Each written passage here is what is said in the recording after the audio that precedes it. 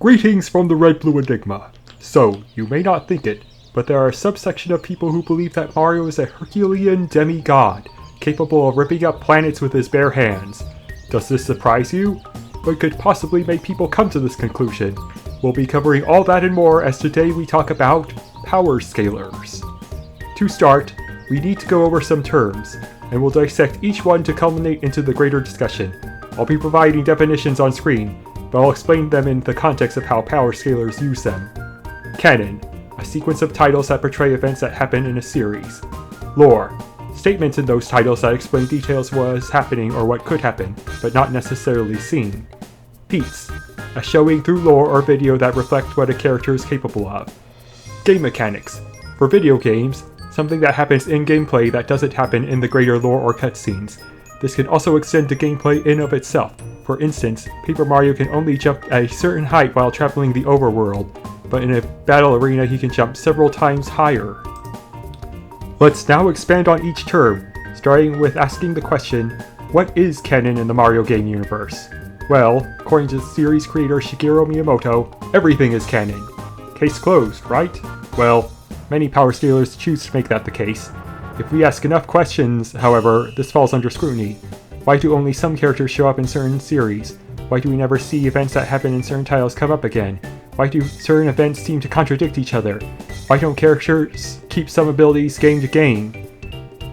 You can always raise a counter-argument to these, but they will usually come up with the idea that gameplay is what Nintendo had in mind, and we won't see Mario using, say, the Pure Hearts from Super Paper Mario in any further installment, because the creators aren't interested in implementing that.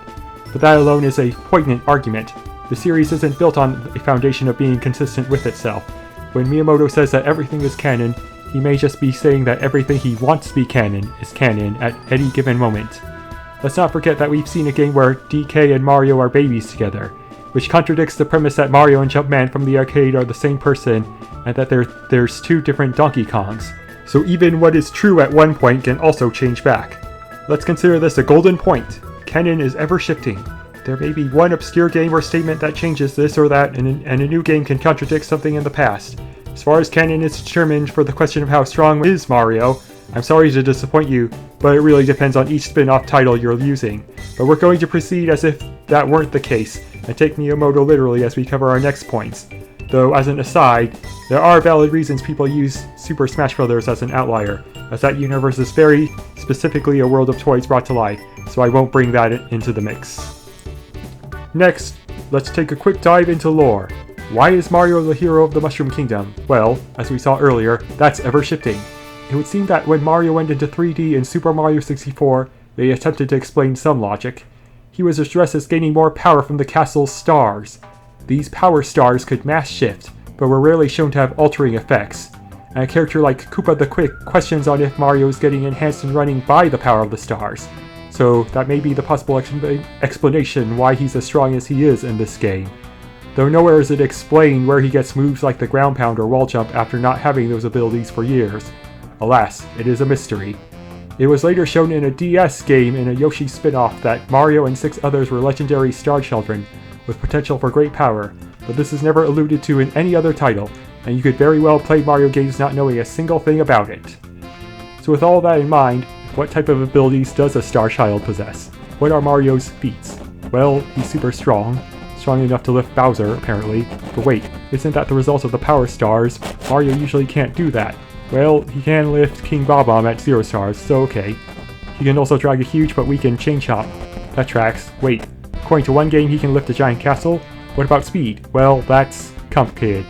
Mario can't really move fast on his own, but according to a Versus Battle wiki, somehow is able to proceed moving at light speed when he's launched from the Launch Star device. Others say he can dodge lightning because he faced Cacletta. Huh.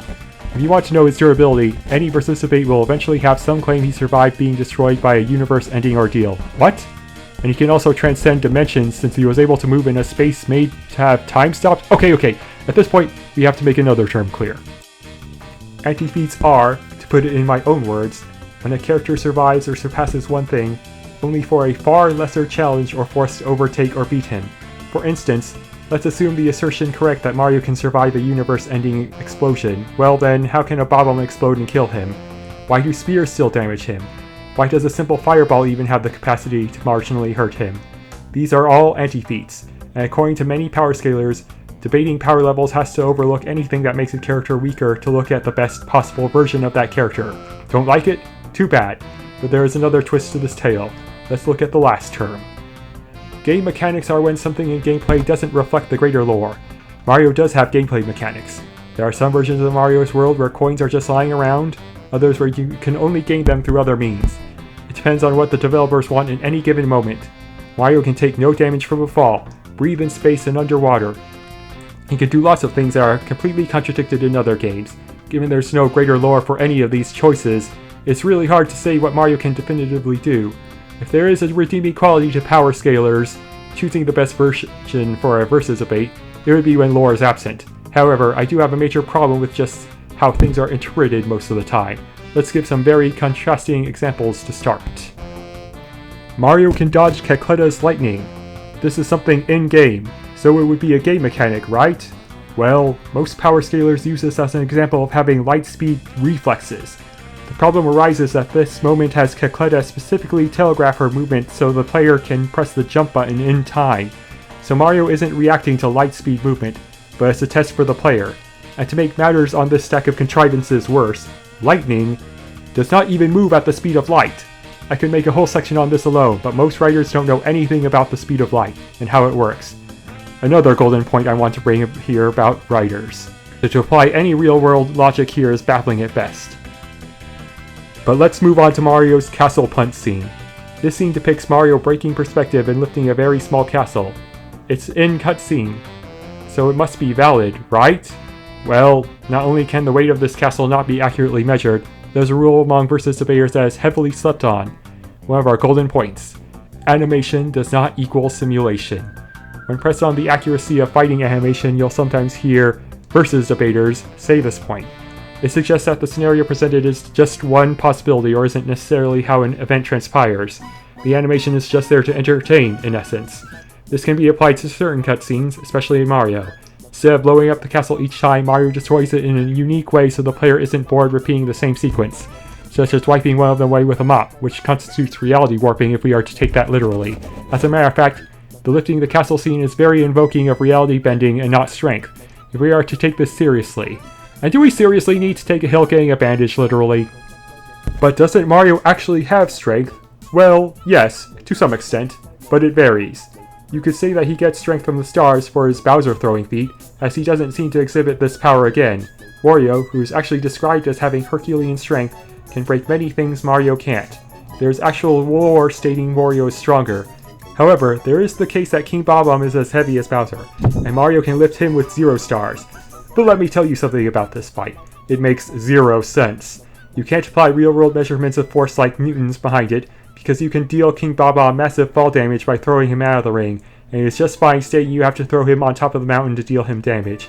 It makes no sense. Even in Super Mario 64, when you pick up a rabbit that weighs significantly less than Bowser, you are slowed down. So Mario's strength isn't even consistent in the same game. The Sunshine example with the chain chomp still has Mario sweating when picking up fruit. Mario's strength feats could just be considered game mechanics at any given moment, or you could say that him being a star child gives him any power he needs to at any time, which is exactly why I always felt that was a cheap explanation. Mario can get tied up by ropes, has been halted by cages, and even Paper Mario is halted by blocks of stone and metal without the corresponding hammer.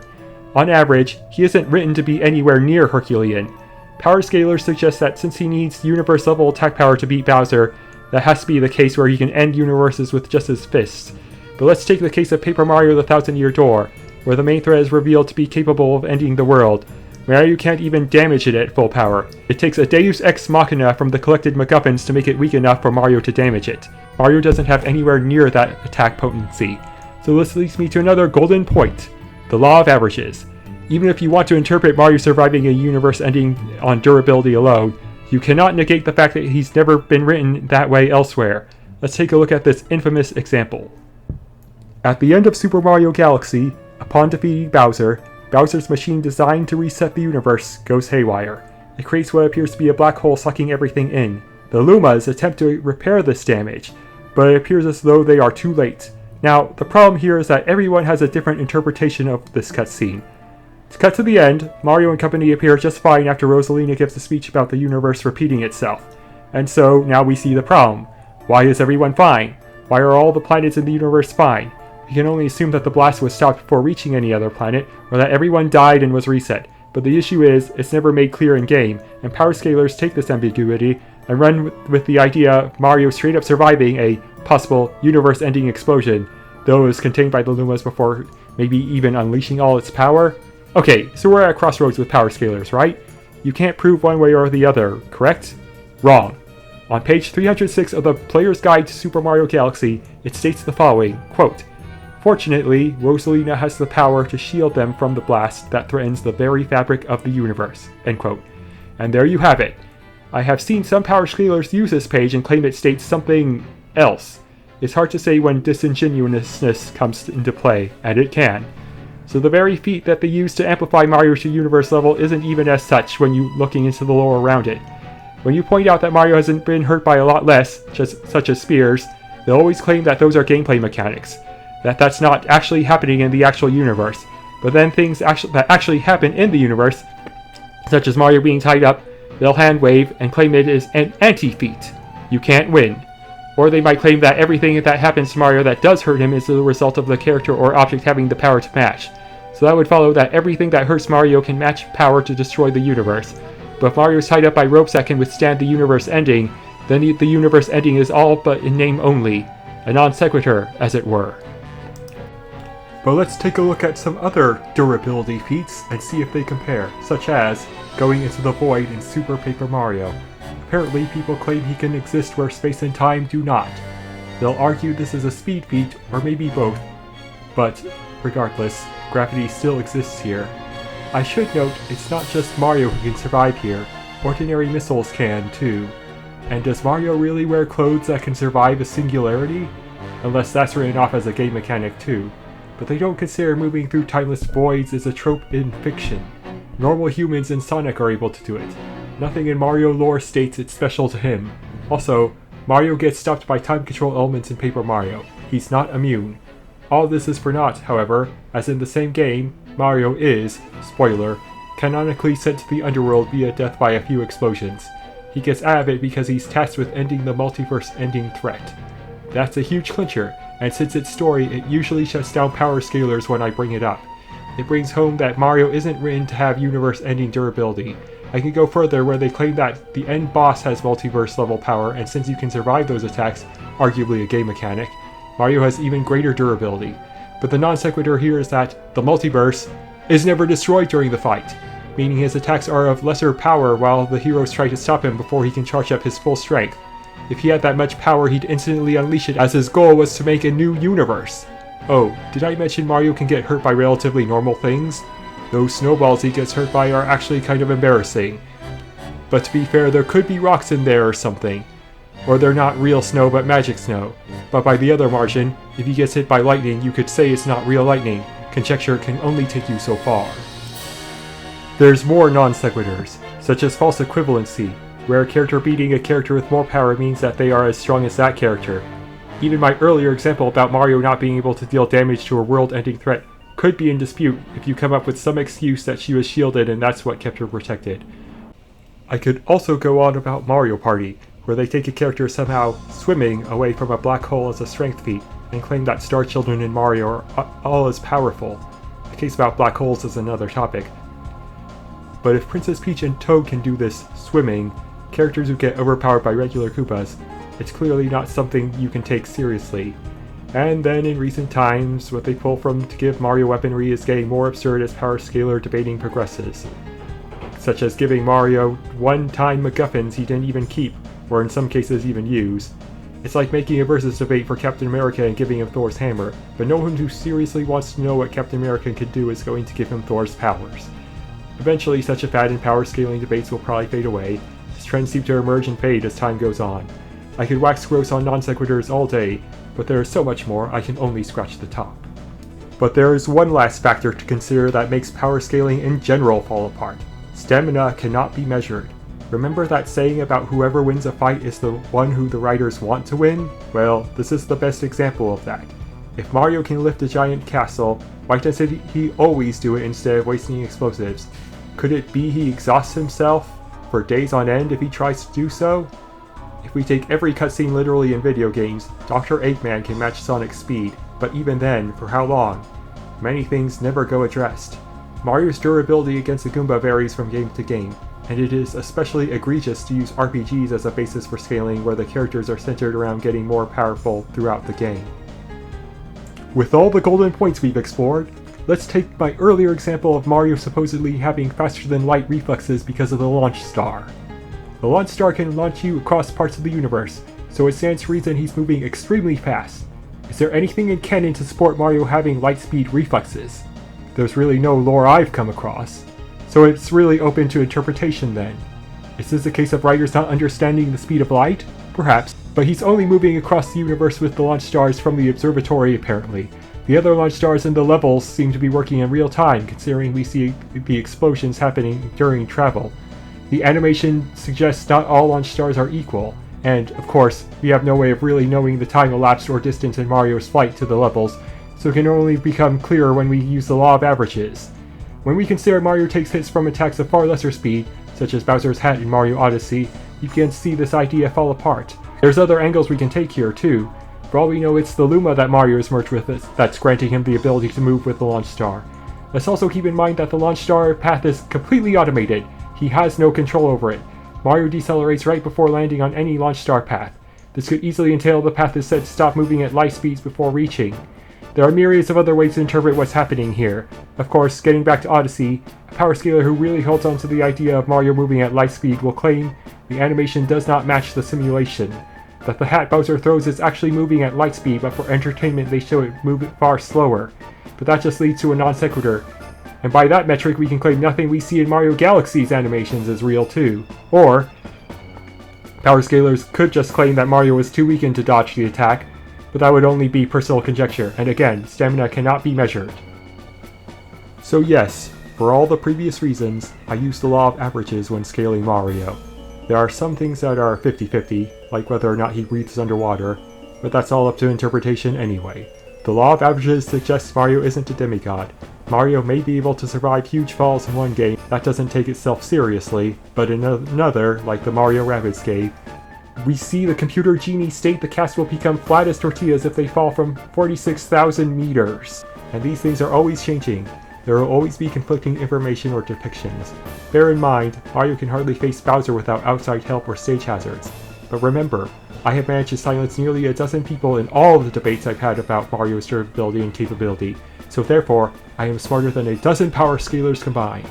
If you don't like that logic, well, too bad, because it makes as much sense as the average power scaling arguments do now. I was joking about that last part about my intelligence. That sounds juvenile, doesn't it? Well, I don't make this video to change power scaling. And if you're a power scaler who is mad watching this, I suggest you better spend your time and energy elsewhere. I'll admit it would be cool to see people in versus debates use the law of averages more, but that's not the point of this video. I'll tell you the point. Mario is the everyman, but a jack of all trades. Put him in any situation where there's trouble, and he won't give up until he finds the means to overcome. No matter how big the trouble, you can give him the right power-up to face it, and he goes back to living a normal, relatively modest life afterwards. His willpower is his best asset. He doesn't need to be shattering planets with his bare fists to be cool, or taking hits from gods. He can be in any scenario if you're just imaginative enough with it. And words about him being able to conquer the universe because he's a star child are just that, mere words, and subject to change whenever Nintendo sees fit. Which is why I like to establish scaling in my own Legendary Universe animatic series on this channel. We see Mario start out as someone perfectly normal, and he gets the right tools for the job at the end of the day. Being normal is okay. If I ever get to progress as far as I'd like, I will even have him facing threats alongside Sonic, with the right tools, of course. So, one last saying, let Superman be Superman, and Mario be Mario.